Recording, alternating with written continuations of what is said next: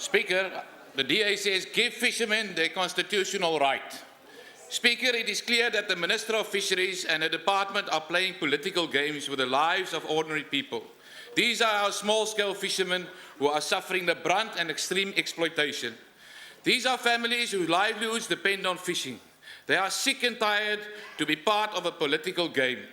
You see, Speaker, the draconian laws of this department had made these fishermen criminals and poachers.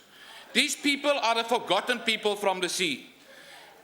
All they want is to have the sea breeze on their skin and to catch fish and rock lobster to feed their family. And if some is left, sell it to send the children to school, and if they are sick, to take them to hospital. These fishermen are really not asking too much. They are not asking for money or property. They are asking for an opportunity to have access to the sea. Speaker, this brings me to the reason we are here today, to pass an amendment bill to the Marine Living Resource Act, which will give these fishermen recognition under law with the right to fish. It is well documented that for 2 years we have pleaded with the Minister Tina Joemat-Pettersson to bring this bill to committee for a wholesale workover. Our pleadings fell on deaf ears. And then in September this year, 3 months after the deadline for bills to come to this House, the bill is admitted as a matter of urgency. What is worse is that the Minister then comes to the committee, guns blazing, and in a derogatory way makes an attack on the committee. She screams at the top of her voice, making utterances like, "This incompetent and useless committee has not passed any legislation in their term and are failures." She lambasted the DA and her own ANC comrades for being the reason her department has to work in a constitutional and legislative vacuum. And we are the reason her department is failing. I submit, Speaker, it is the Minister's stubbornness and inability to see it any other way but her own that have landed us in this position. One day she will have to answer for that. Speaker, this attack on the Committee of Parliament was an attack on the integrity of us as parliamentarians. We asked the chairperson to protect us, but he failed us too. We want to put it on record, Speaker, that the DA has been fighting to have this bill passed. As we understand, the rights have to be allocated before the end of the year. Order, honourable members. It seemed that the Minister was trying to blame the DA for blocking the bill. The simple fact is that she knew the bill will not be passed in time. To add insult to injury, when I asked legitimate questions about the correct tagging of the bill, I was accused of trying to block it.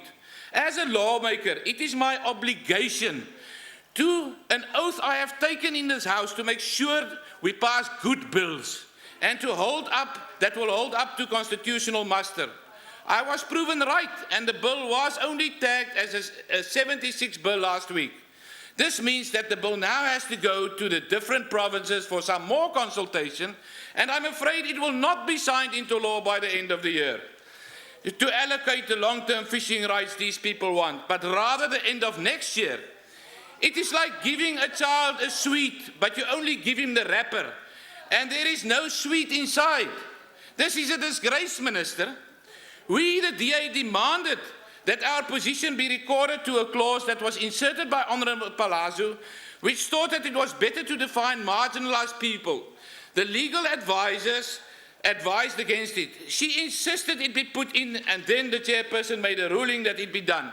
The simple fact is that the phrase "and only marginalised groups" cast the net wide, which is more acceptable in lawmaking.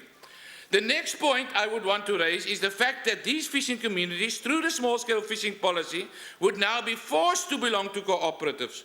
People have a constitutional right to freedom of association and freedom of choice. Therefore, Speaker, it must be a choice and not a prerequisite to get a right. Cooperatives also have bad track record in fishing communities, and Honourable Lewis will talk about that some more. Furthermore, the bill will change the status of current subsistence fishermen, about 6,000 people in the Eastern Cape and KwaZulu-Natal, to small-scale fishers. This has serious implications considering the significant number of subsistence quota holders, their isolated location, inaccessibility to deaf fishing control officials, and the lack of any legal, socio-economic research or analysis into what it would mean to migrate these quota holders into a category of small scale and force them into cooperatives. It is not feasible to simply remove the largest single recognized category of fishermen from the statute books without a concrete plan to assist them going forward.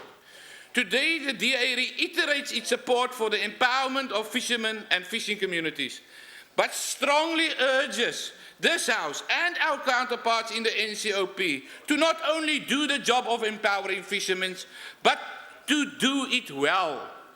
I implore the provinces, the department and the minister to put aside all political interest and to do what is best for the fishermen. What is best for the fishermen is for this bill to be passed without any further delay, and therefore we will be supporting it.